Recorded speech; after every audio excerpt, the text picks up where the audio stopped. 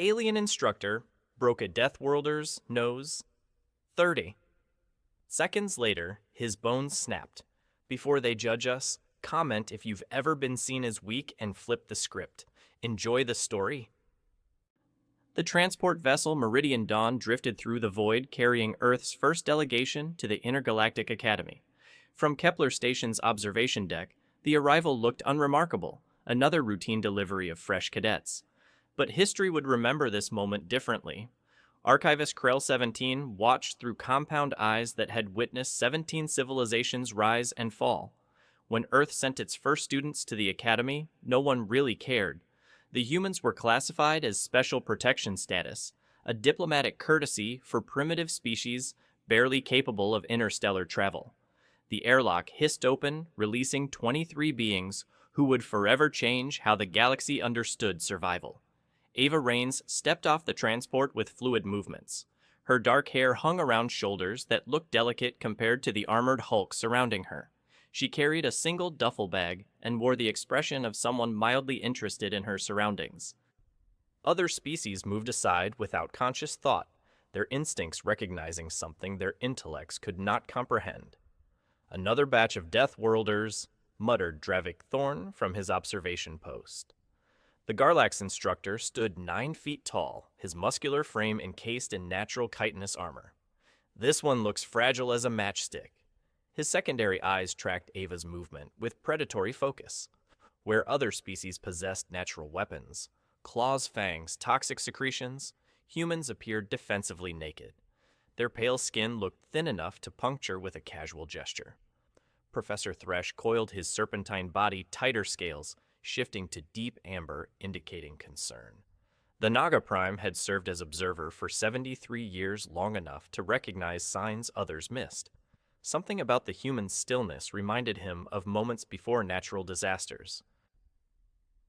"Instructor Thorn, perhaps we should review the classification files before what? Before I show these soft-bodied weaklings what real combat looks like. Their homeworld has slightly elevated gravity and a few large mammals.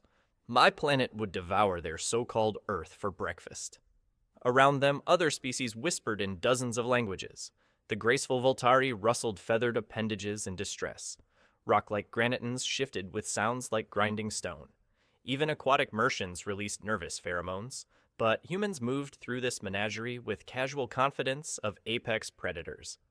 Ava paused at the central information display, reading Academy regulations with the same expression she might use reviewing a menu.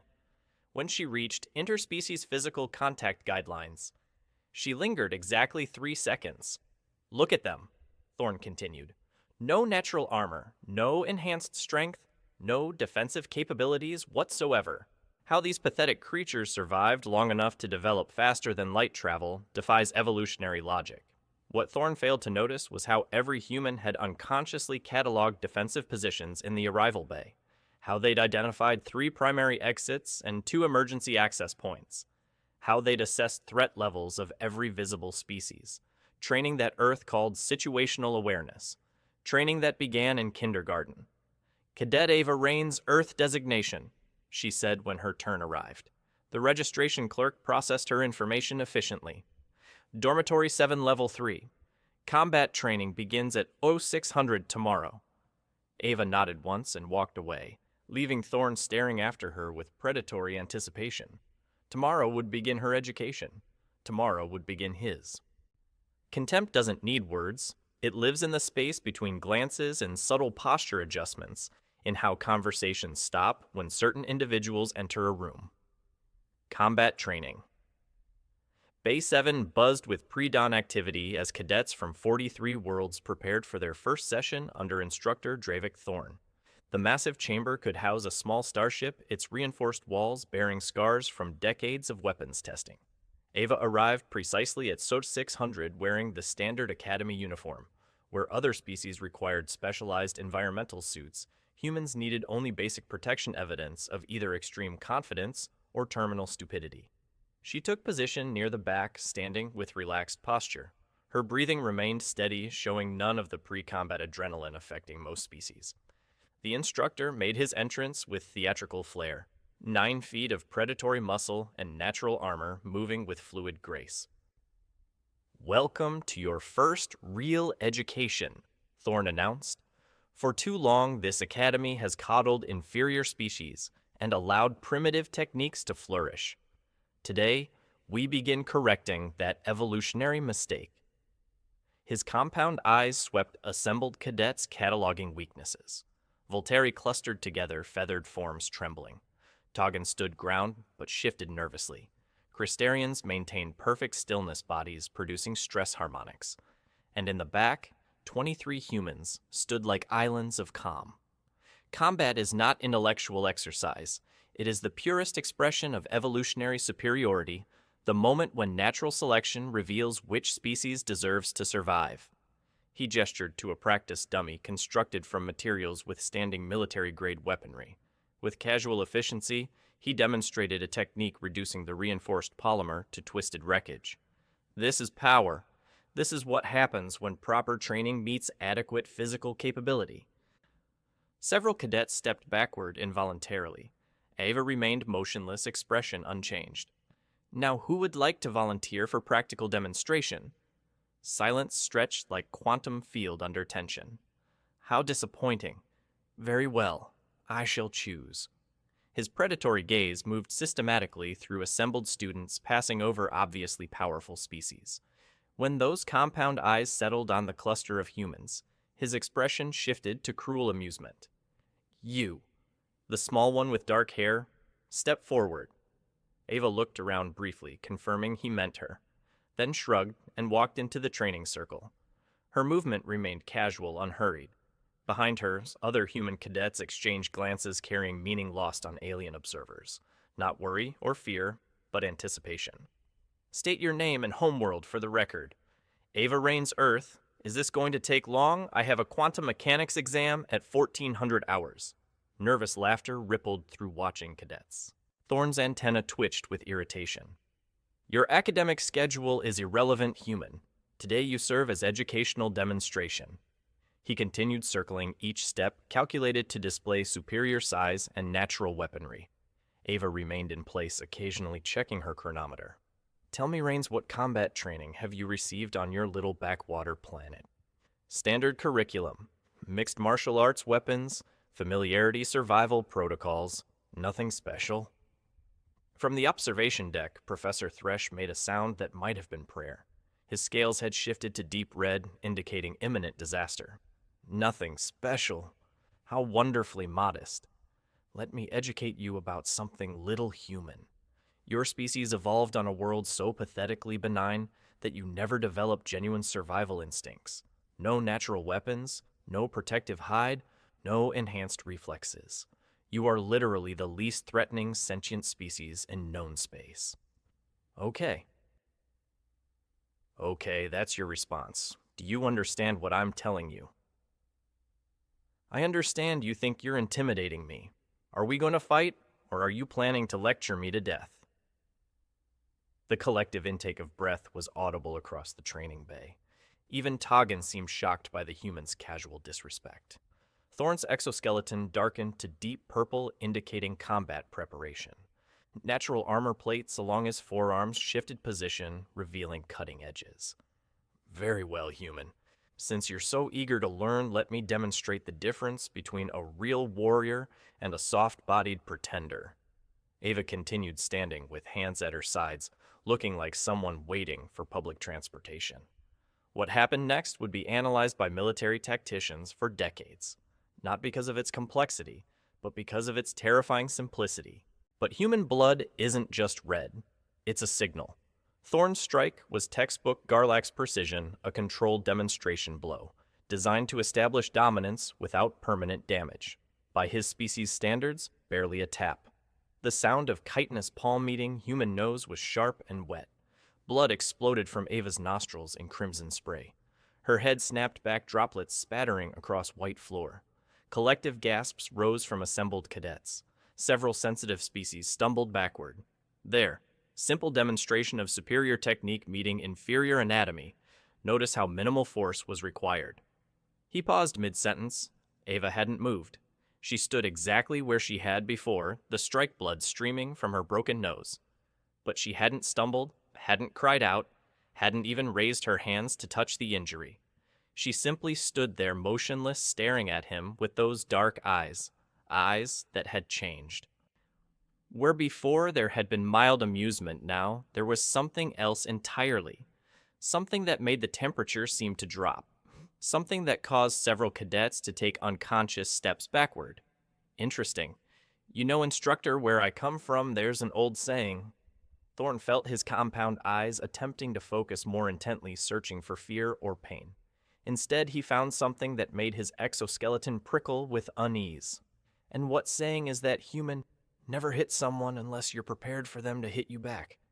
The way she said it, with the same casual tone used to discuss her examination schedule, was somehow more unsettling than if she'd screamed it. Blood continued dripping, but she made no move to wipe it away. From the observation deck, Instructor Calaman leaned forward with sudden alarm. Look at her pupils. Thresh's scales had gone completely white. Instructor Thorn, sir, I think we should silence. Thorn never took his eyes off Ava. Something was happening to the human. Something he didn't understand. Her posture had shifted subtly. Her breathing had become deeper, more controlled. And those eyes, those predator's eyes that seemed to be cataloging his anatomy with clinical precision. You seem upset, human. Did my gentle correction hurt more than expected? Oh, it didn't hurt at all. I was just wondering something. Wondering how long it's going to take for my body to finish processing what just happened. See, when humans get hurt, really hurt, our bodies release certain chemicals, adrenaline, noradrenaline, cortisol. It's an evolutionary response from when we had to survive on a world that was actively trying to kill us every single day. Blood from her nose had begun to clot, but she still made no move to clean it away. The thing is, these chemicals take about 30 seconds to fully integrate into our system. 30 seconds for a human brain to switch from civilized person to apex predator who just got threatened. Thorn felt something cold crawl up his spine. What are you saying, human? I'm saying you have about 25 seconds left to apologize and walk away. Because in 25 seconds, I'm not going to be Ava Raines Academy cadet anymore. You're threatening me. No, instructor. I'm giving you a chance. She glanced at her chronometer, and Thorn noticed with growing alarm that her hands weren't shaking. They were steady as neutron star matter. 20 seconds now. Around the training bay, eerie silence had fallen. Even Toggan cadets were backing away from the ring. Other human students had moved to the observation area's edge, their faces showing expressions Thorn was only now beginning to recognize as anticipation rather than fear. This is ridiculous. You're a soft, weak human from a backwater planet. I am a trained warrior with over 300 victories. 15 seconds. You think your pathetic species biochemistry intimidates me? You think some primitive adrenaline response makes you dangerous? 10 seconds. I have broken opponents twice your size. I have killed predators that would hunt your entire species for sport. 5. Something in her voice made every person in the training bay hold their breath. 4. Thorn's compound eyes were fixed on her face, watching for any sign of aggression he expected. 3. Her expression never changed. She might have been counting down to a birthday celebration. 2. Thorn shifted his weight, preparing to demonstrate why Garlax warriors were feared throughout the galaxy. 1. And then Ava Raines stopped being a cadet and became something else entirely. What happened next lasted approximately 2.3 seconds. Those 2. 3 seconds would be replayed in slow motion on security feeds, analyzed frame by combat specialists, and referenced in every xenobiology textbook for the next century. But to everyone watching in real time, it looked like magic. Ava moved. There was no wind-up, no telegraphed attack, no battle cry. One moment she was standing motionless with blood on her face, and the next moment she was simply somewhere else doing something that physics suggested should have been impossible. Thorn's compound eyes, designed to track multiple fast-moving objects, simultaneously lost her completely. She had been 3 feet away. Now she was beside him, her small human hand wrapped around his primary arm just above the elbow joint. How did you? The sound that interrupted him was sharp and final, like a tree branch snapping in strong wind. Except the branch was Thorn's arm, and the wind was Ava Raines applying leverage and torque with casual efficiency. The scream that erupted from Thorn's mandibles was unlike anything anyone in the training bay had ever heard. It started as high-pitched whistle escalated to something resembling a steam engine under pressure, and then dissolved into clicking, chittering sounds. His primary right arm, the same one that had casually destroyed the practice dummy and broken her nose, now hung at an angle that defied anatomy. Chitinous plates, serving as natural armor, had cracked in spiderweb patterns, and thick green fluid was beginning to seep through fissures. Ava released her grip and stepped back, wiping her hand on her uniform with the same casual motion someone might use after handling something mildly unpleasant. There, now we're even. The rise doesn't come from anger. It comes from an insulted survival instinct. Thorn collapsed to his knees, cradling his shattered arm. His remaining 3 limbs trembled as shock set in, and those compound eyes that had looked so confident now darted around seeking an escape route. Impossible! Impossible! Impossible! The reaction from assembled cadets was immediate and primal.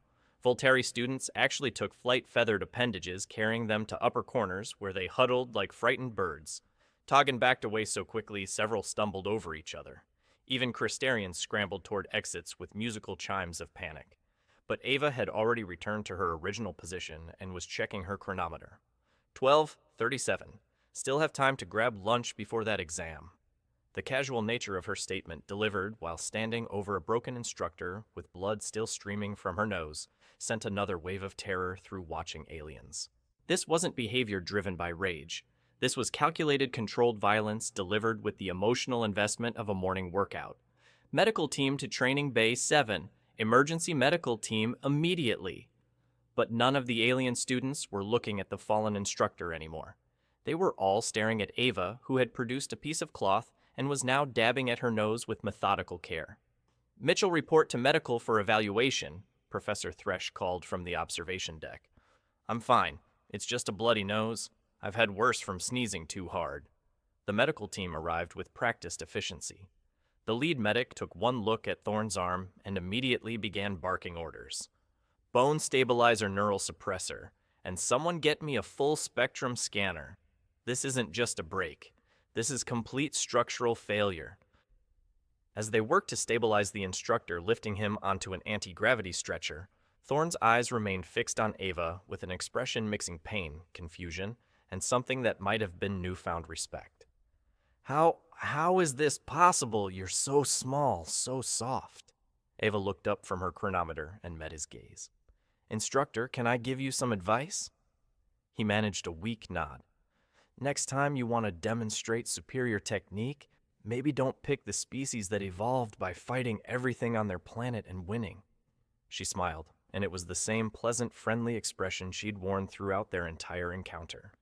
Earth didn't make us soft. It made us survivors. As the medical team wheeled Thorn out, his voice could be heard echoing down the corridor. Impossible. Impossible. The remaining cadets continued to give Ava a wide berth as she gathered her things. The human students, however, seemed completely unsurprised. That's it, asked Elena Rodriguez. I thought he might last longer. Nah, replied Marcus Chen. You could see it in her eyes the moment he hit her. Classic Deathworld response. Poor bastard never had a chance. As the training bay slowly emptied, Thresh remained on the observation deck staring at blood drops still visible on the floor. His scales had cycled through so many colors he wasn't sure what hue they'd settled on. I don't suppose anyone bothered to tell the commander about human grip strength. Thresh's laugh came out as more of a hiss. Or their bone density, or their reaction times, or their pain tolerance, or the fact that they're one of the few species that actually get stronger when they're injured. They stood in contemplative silence.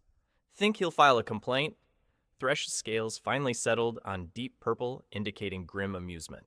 Against whom? The human who defended herself, or the instructor who was stupid enough to hit a Deathworlder in the first place? Below them, maintenance crews were already arriving to clean up the blood and reset the training equipment. By tomorrow, Training Bay 7 would look exactly as it had before, but none of them would ever forget what they'd learned about the difference between looking dangerous and actually being dangerous. 3 hours later, word of the incident had spread through the Academy's networks with shocking speed. Every species' internal networks buzzed with garbled accounts, conflicting details, and increasingly exaggerated retellings. The Volteri claimed the human had moved faster than light. The Toggen insisted she'd grown additional limbs. The Crystarians' harmonic testimonies suggested she'd somehow manipulated gravity itself. But the security footage told a different story, a simpler story, a more terrifying story. It showed a small, soft-looking human female receiving what should have been a minor correction from a trained warrior.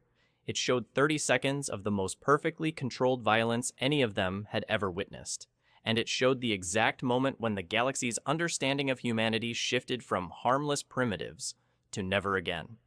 In the Academy's Xenobiology department, Professor Vexhai pulled up the complete classification files on Earth and its inhabitants. Files that most instructors had never bothered to read past the first summary page. Gravity, 1.4 times galactic standard. Atmospheric pressure, lethal to 67% of known species. Predator density, historically unprecedented. Survival protocols integrated into educational curriculum from earliest development stages. Combat effectiveness, reassessment required. The old classification had labeled humans as low-threat special protection recommended.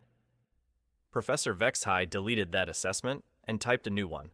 Threat level, recalibrate all existing protocols. In her dormitory room, Ava Raines sat at her desk reviewing quantum mechanics equations as if nothing had happened. Her nose had stopped bleeding, leaving only slight discoloration that would fade within days. Her knuckles showed no damage from their brief contact with Garlax armor. When her comm unit chimed with messages from other human cadets, she answered each one with the same response, "I'm fine. See you at dinner." Because for a species that had spent millennia fighting everything from apex predators to environmental disasters, breaking one instructor's arm barely qualified as exercise. And tomorrow training would continue. The look in their eyes had changed from contempt to analysis. News of the incident spread through Academy corridors like a quantum cascade touching every species with urgent whispers. By evening meal period, every cadet had heard some version of what happened in Training Bay 7. Most didn't believe it. The Volteri gathered in their aerial roosts, chirping in harmonics, expressing disbelief and growing anxiety. Their natural prey instincts made them acutely sensitive to predator behavior, and something about the human students had triggered responses they didn't understand. "It's impossible," insisted Krethak, a third-year cadet whose feathers rustled with nervous energy. "Humans are classified as low-threat species. Their musculature is insufficient for generating force necessary to break Garlax's bone structure." But his flockmate Veliana had been present during the demonstration. Her account differed significantly from rumors circulating through other networks. She didn't use strength. She used physics, leverage, precise application of force at optimal vectors. It was like watching someone who understood the mathematical principles of destruction. In the crystalline sector, harmonic discussions produced frequencies that made walls resonate with unease. The Chardon prided themselves on logical analysis, but their calculations regarding human capabilities kept producing results their programming insisted were errors. Elder Harmonist Quexvar had spent the afternoon reviewing security footage, frame by frame analyzing every microsecond of Ava's movement. The initial velocity was within normal parameters for her species, but the acceleration curve defies our understanding of biological limitations. Her nervous system processed threat assessment and tactical response faster than our equipment could measure. Young Kethrim produced a questioning chime. "Perhaps the equipment malfunctioned. The equipment was calibrated yesterday. The malfunction appears to be in our assumptions about human neurology." The Toggen reaction was characteristically direct. As a warrior culture, they understood combat effectiveness when they witnessed it regardless of packaging. War leader Grothnak addressed his cadets with blunt honesty. The human female demonstrated superior tactical awareness, flawless execution, and complete emotional control under hostile conditions. By Toggen standards, she would qualify for advanced warrior status. His statement sent ripples of shock through the assembled tusked giants. Toggen warrior status was not granted lightly. But war leader, she lacks the natural weapons necessary for true combat effectiveness. Natural weapons. She broke a Garlax arm with precision a surgeon would envy using nothing but understanding of anatomy and physics. What weapons does she need beyond intelligence and training? But perhaps the most significant shift occurred among the Academy's human population itself, where before they had moved through the facility with careful awareness of guests in a hostile environment, now they carried themselves with quiet confidence of people who knew exactly what they were capable of. The change was subtle but unmistakable. In meal halls, they took seats wherever they chose, rather than clustering defensively. In training areas, they participated with casual competence of people who no longer felt the need to prove themselves. Marcus Chen found himself surrounded by Voltari cadets during evening study period, their questions delivered in rapid, nervous chirps. Is it true that all humans can do what Cadet Raines did? Do you really get stronger when you're injured? How do you move so fast without visible preparation? Marcus looked up from his tactical analysis homework with patient expression. Ava's not special. She's just human. We all have the same basic wiring. Combat reflexes, adrenaline response pattern recognition. It's standard Earth physiology. The Voltari exchanged glances that carried complex meaning. Standards. Krethak's voice had risen to frequencies indicating existential crisis. Sure, though to be fair, she did spend summers working search and rescue in the Australian outback.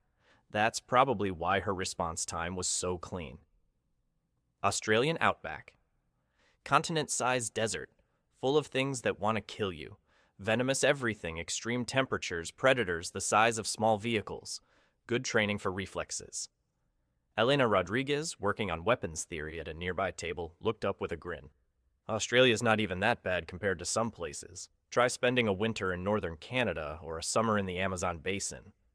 The growing crowd of alien students began taking notes with intensity of scholars studying ancient texts. Someone had produced recording equipment, and Marcus noticed with amusement that they were treating his casual conversation like a lecture on advanced xenobiology. So, all human worlds are combat training environments. All human worlds are the same world, Elena corrected. Earth. We haven't established colonies yet. This is our first venture into galactic civilization. But yeah, Earth pretty much trained us for everything. Predators, natural disasters, environmental extremes, resource competition, territorial conflicts. If you can survive to adulthood on Earth, you can probably survive anywhere. The implications rippled through gathered students like a shockwave. Every other species came from worlds that had been carefully terraformed for optimal habitability, or had evolved on planets with naturally stable environments. The concept of a world that actively trained its inhabitants for survival was foreign to their experience. What was your survival rate? The question came from Immersion, whose environmental suit bubbled with nervous pheromones. Marcus and Elena exchanged the kind of look that passed between humans when dealing with questions they'd never considered worth asking. Survival rate from what? From childhood to adulthood on your training world. Oh, pretty much everyone unless they did something spectacularly stupid. Modern medicine, safety protocols, education systems. Earth's dangerous, but we figured out how to manage the risks thousands of years ago. The silence that followed was profound. Among galactic species, survival rates from harsh environment worlds typically hovered between 30 and 60%. The idea that humans had achieved near universal survival while simultaneously developing the combat reflexes they'd witnessed suggested optimization that bordered on the impossible. In the Academy's administrative offices, emergency meetings had been convened to address the human question. Species representatives had demanded immediate clarification regarding humanity's true threat assessment. The Voltari delegation had filed formal complaints about predator species masquerading as protected class entities. The Tagan had submitted recruitment offers for their warrior training programs. The Crystarians had requested complete xenobiological documentation for academic analysis of anomalous evolution. And in the deepest archives of the Academy's databases, automated systems had begun reclassifying every piece of information related to Earth and its inhabitants. The old files, which described humans as harmless primitives requiring special protection, were being systematically replaced with new assessments that struggled to find appropriate terminology for what they'd learned. Because how do you classify a species that appears defenseless, but can casually disable trained warriors? How do you categorize beings who treat potentially lethal environments as good training? The Academy's AIs found themselves generating new classification protocols for the first time in centuries. Species, type Deathworld, survivor. Threat assessment requires fundamental paradigm recalibration. Recommended protocol, do not engage, in combat under any circumstances. But perhaps the most significant change was in the Academy's human students themselves. For the first time since arriving, they had stopped pretending to be harmless. The weapon that does not want to kill is the most terrifying weapon. The Academy Council convened an emergency session 18 hours after Instructor Thorn's arm had been reduced to expensive medical reconstruction. Representatives from 47 species gathered in the ancient chamber where galactic educational policy had been determined for centuries. Today they faced a question none had ever needed to consider. How do you integrate a species of natural-born killers who refuse to acknowledge their killers? High Counselor Vexthai called the session to order with grim efficiency. We are here to address the recent incident involving human cadet Ava Raines and subsequent implications for Academy safety protocols. Instructor Thorn remains in medical treatment, and preliminary reports suggest full recovery will require several standard months. Counselor Breshtak of the Voltari delegation rustled his feathers with agitation.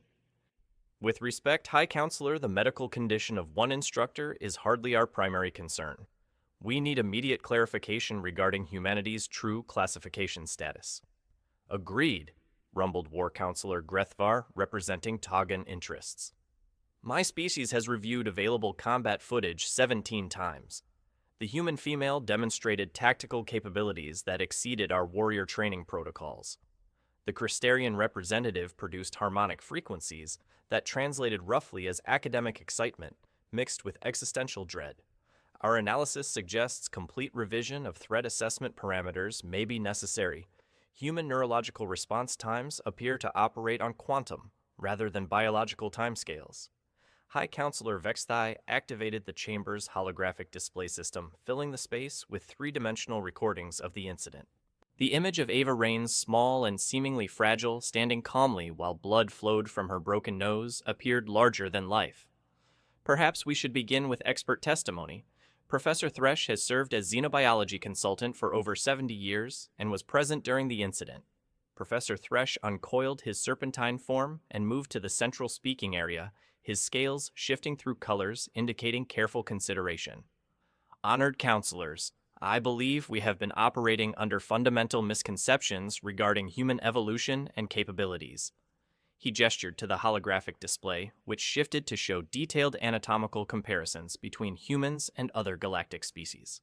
Standard classification protocols assess threat level based on obvious predatory adaptations, natural weapons, defensive armor, enhanced physical capabilities.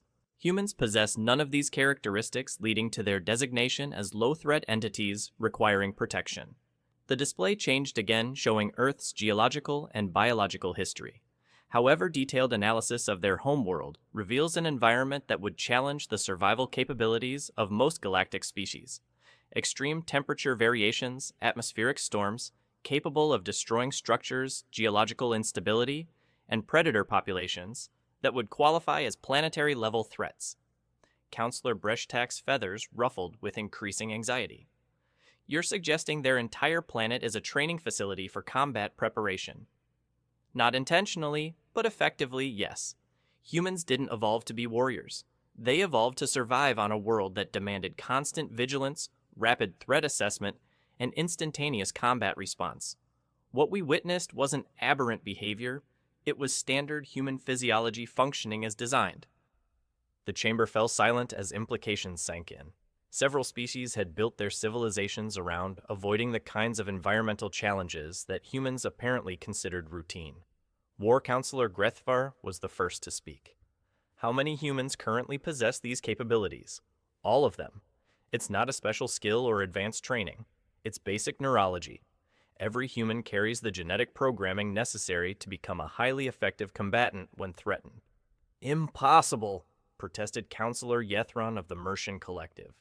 No species maintains universal combat readiness without massive resource expenditure and specialized training protocols. Humans do, because their world never gave them the option to do otherwise. They developed what they call fight-or-flight response, an automatic physiological system that enhances combat effectiveness during threatening situations. The 30-second delay Cadet Raines mentioned, that's the time required for their biochemistry to fully activate what is essentially a temporary combat enhancement protocol.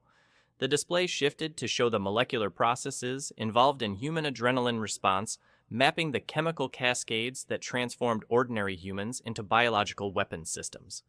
When threatened human heart rate increases, blood flow redirects to major muscle groups. Pain, sensitivity, decreases, reaction times improve by factors we're still calculating, and cognitive processing shifts to tactical assessment patterns that prioritize survival over social considerations. High Counselor Vexthai studied the data with the expression of someone watching their worldview collapse. You're describing an entire species of potential super soldiers who activate automatically when provoked. That would be an accurate assessment, though it's worth noting that humans generally prefer to avoid combat. They've developed sophisticated social structures specifically designed to prevent situations that would trigger these responses. But when those social structures fail, you get what we witnessed in Training Bay 7. Precise, overwhelming, and terrifyingly effective violence delivered with the emotional investment of someone solving a routine problem. The silence was broken by the chamber's communication system activating. High Counselor, we have a situation developing in Training Bay 12. The human students have requested permission to establish their own combat training protocols.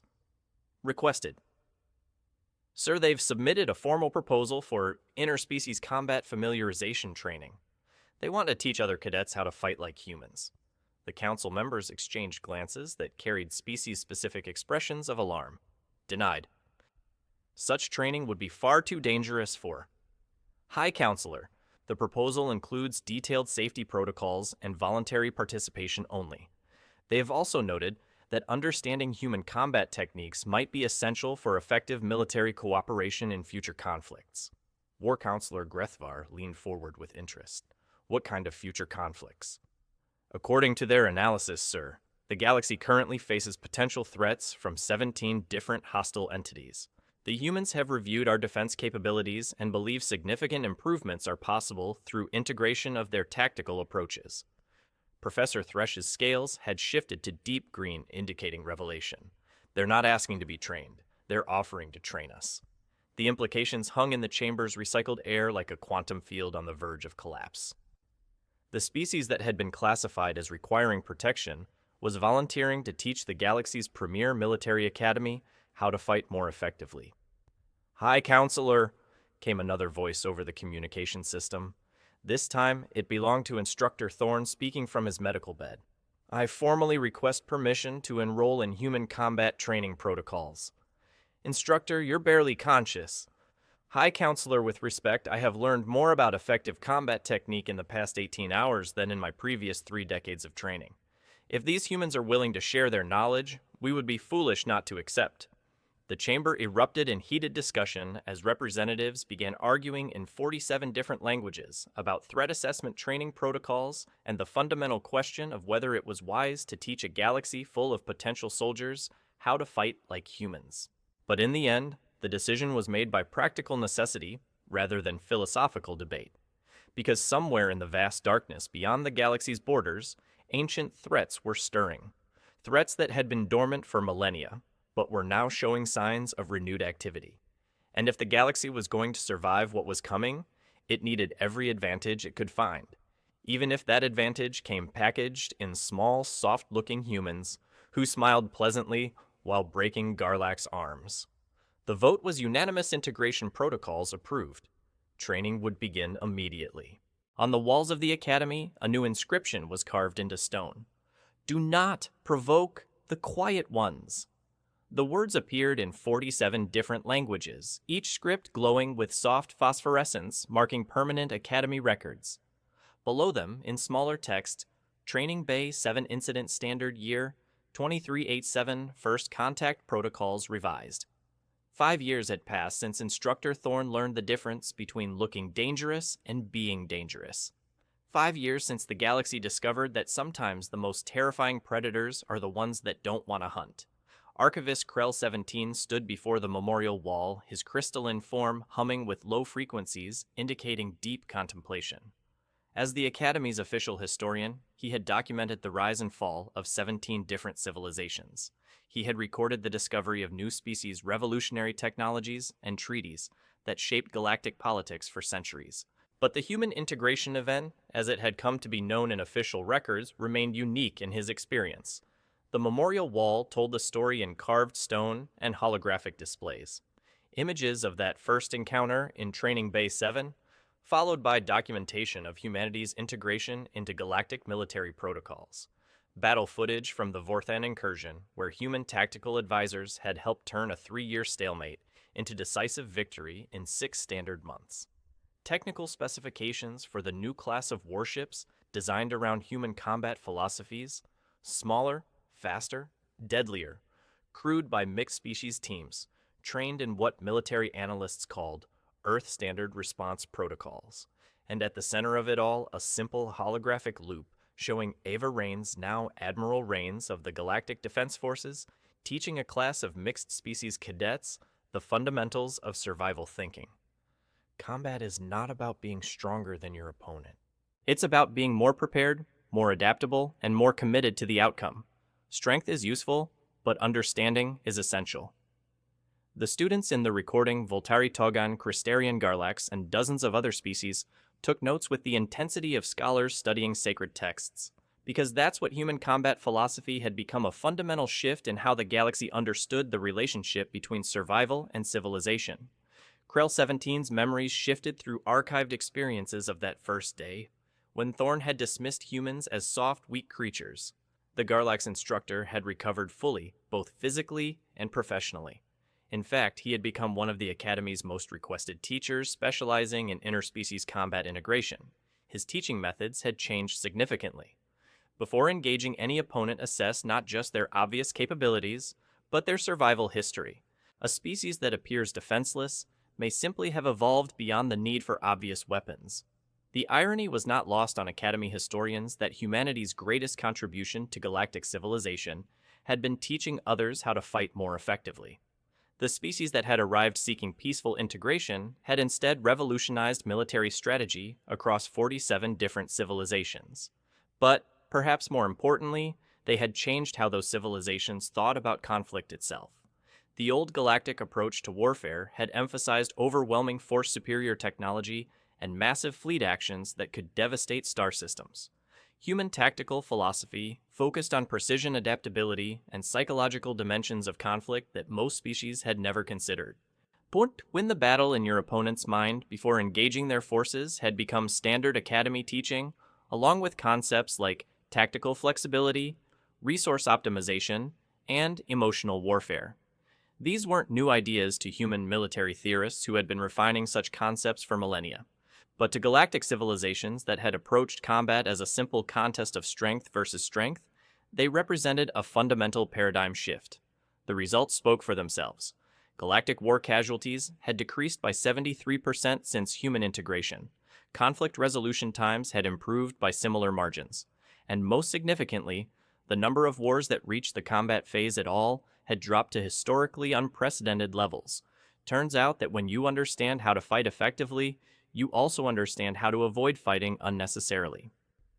Krell 17's attention was drawn by approaching footsteps, a familiar pattern he'd learned to recognize over the past 5 years. Admiral Raines, now in her 30s, and bearing the quiet confidence of someone who had helped reshape galactic civilization, approached the memorial wall with characteristic unhurried pace. Archivist, conducting your annual review. Indeed, Admiral, though I find myself focusing less on the historical facts and more on the implications each year. Ava studied the memorial inscriptions with the same analytical expression she'd worn as a cadet. What implications concern you most? The transformation appears to be accelerating. Each year more species adopt human-influenced protocols. Not just military applications, but educational systems, social structures, even philosophical frameworks. we may be witnessing the most significant cultural evolution in galactic history, or the most significant cultural adaptation. Humans didn't invent any of these concepts. We just developed them out of necessity. Other species are discovering that what they thought were uniquely human traits are actually universal survival advantages.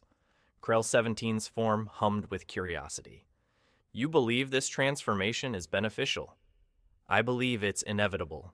The galaxy is becoming more dangerous, not less. Ancient threats are stirring beyond the rim worlds. New hostile entities are probing our defensive networks. The choice isn't between human methods and non-human methods. It's between effective preparation and extinction. Her words carried the weight of classified intelligence reports, strategic assessments, and long-term planning that had become humanity's signature contribution to galactic defense. Besides, we're not teaching anyone to be human. We're teaching them to survive like humans. There's a difference. From elsewhere in the Academy, the sounds of training exercises carried through the corridors. Mixed species teams practicing the kind of integrated tactics that had proven so effective during recent conflicts. The old model of species-segregated military units had become obsolete almost overnight once commanders realized how much more effective integrated approaches could be. What do you think Instructor Thorn would say about all this? You could ask him yourself. He's teaching advanced tactical integration in Bay 7 right now, same bay where it all started. Krell 17 had observed those classes. Thorn's teaching style had evolved from demonstration of superiority to collaborative exploration of possibility. His students learned not just how to fight, but how to think about fighting in ways that maximized effectiveness while minimizing cost. The inscription is interesting. Do not provoke the quiet ones. Makes it sound like we're dangerous. Are you not? Ava considered the question with a thoughtful expression that had become familiar to anyone who worked with human strategic planners. Dangerous, yes. Threatening. That depends entirely on circumstances and intentions. She turned to face the archivist directly, and Krell 17 found himself reminded of why so many species had learned to treat humans with careful respect. Archivist, there's something your historical records should note. Something that might be important for future generations to understand. I am listening. Humans aren't warriors because we want to be. We're warriors because our world taught us that the alternative to being ready for violence is being a victim of it. We don't seek conflict, but we refuse to be helpless when conflict finds us. Her voice carried the same calm professionalism that had characterized her response to Thorn's attack years earlier. The galaxy is learning to fight like humans not because human methods are superior, but because human methods are necessary. The universe is not a safe place, and pretending otherwise doesn't make it safer, it just makes you unprepared. The Memorial Wall's holographic displays shifted to show current deployment maps, strategic assessments, and threat analyses that painted a picture of a galaxy under increasing pressure from forces that most civilians never knew existed. Every species we've trained, every tactical integration we've achieved, every improvement in defensive capability. It's all preparation for challenges that are coming whether we're ready or not. The choice is between learning to survive together or dying separately. As if summoned by their conversation, the Academy's communication system activated with an incoming priority alert. All senior staff to Strategic Command immediately. Priority Alpha classification. Admiral Raines checked her chronometer with the same gesture she'd used as a cadet, then looked at Krell 17 with an expression that mixed regret with determination. Looks like it's time for another lesson. The galaxy is about to discover what happens when you teach a species of natural-born survivors how to work together. As she walked away towards Strategic Command, Krell 17 remained by the memorial wall, contemplating the words carved in stone and the future they represented. That event changed the way we viewed humans forever. We used to think they were creatures to be protected.